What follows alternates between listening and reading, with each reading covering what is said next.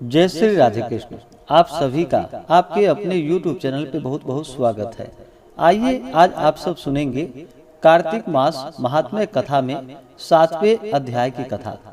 अब तक आपने पिछले अध्याय कथा को नहीं सुना हो तो हमारे चैनल पे वीडियो अपलोड है, आप वहां से जाकर के पिछले अध्यायों का कथा श्रवण कर सकते हैं। हिंदू धर्म में कार्तिक महीने का बड़ा ही विशेष महत्व माना गया है।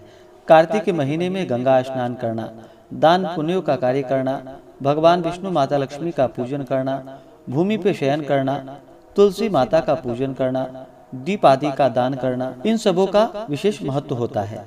तो आइए सुनते हैं कार्तिक मास महात्म्य कथा में 7वें अध्याय की कथा।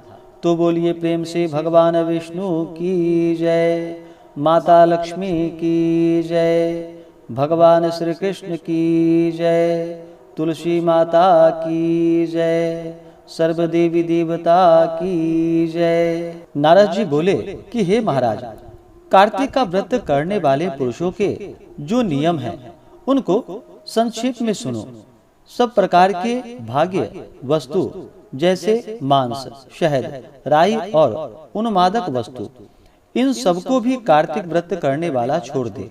देवता, वेद, ब्राह्मण, गुरु, गौ, स्त्री और राजा, इन सबकी तथा बड़ों की निंदा कार्तिक व्रत करने वाले मनुष्य छोड़ दे। द्विदल अर्थात चना, मटर आदि, तिल का तेल, मालपुआ, पकवान भाव से दूषित तथा शब्द से दूषित, इन सबों को कार्तिक व्रत करने वाला त्याग दे। प्राणी के अंग का मांस, चूना, जम्भीरी नींबू और अन्नों में मसूर जो मांस के समान है, तैसे ही जूठा अन्न, इन सबको कार्तिक व्रत करने वाला न खाए। बकरी, गौ, भैंस के दूध से भिन्न दूध आदि, ब्राह्मण के बेचे हुए सब रस, भूमि में उत्पन्न नमक, इन सबको भी कार्तिक व्रती छोड़ दे, क्योंकि ये भी मांस के तुल्य हैं।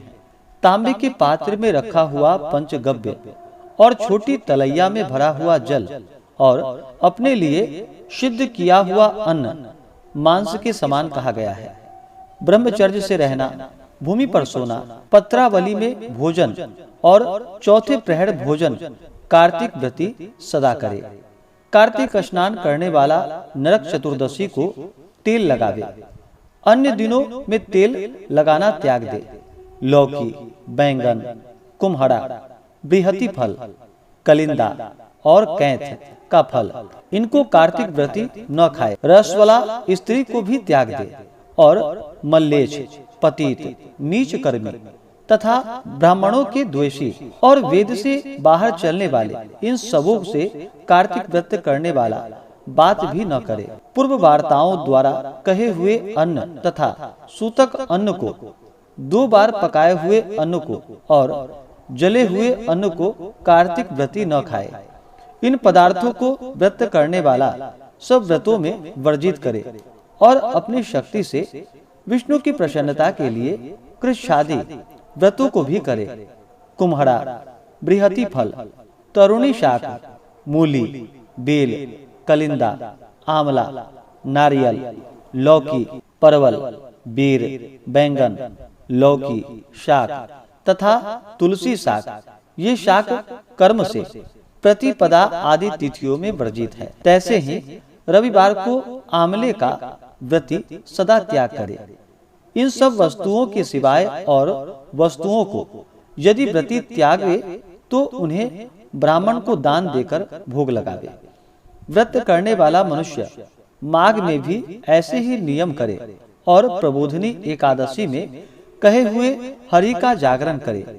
उपयुक्त विधि के अनुसार कार्तिक व्रत करने वाले मनुष्य को देखकर यमदूत ऐसे भाग जाते हैं जैसे कि सिंह से पीड़ित हाथी भाग जाते हैं। विष्णु का व्रत करने वाला एक हो तो भी श्रेष्ठ है और 100 यज्ञ करने वाला श्रेष्ठ नहीं है, क्योंकि यज्ञ करने वाला स्वर्ग जाता है और कार्तिक व्रत करने वाला वैकुंठगामी होता है।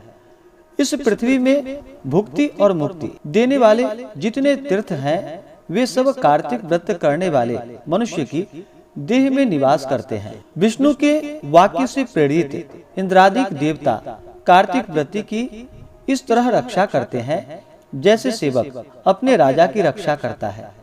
विष्णु व्रत करने वाला जहाँ पूजित होकर स्थित रहता है वहाँ ग्रह, भूत, पिशाच आदि नहीं रहते।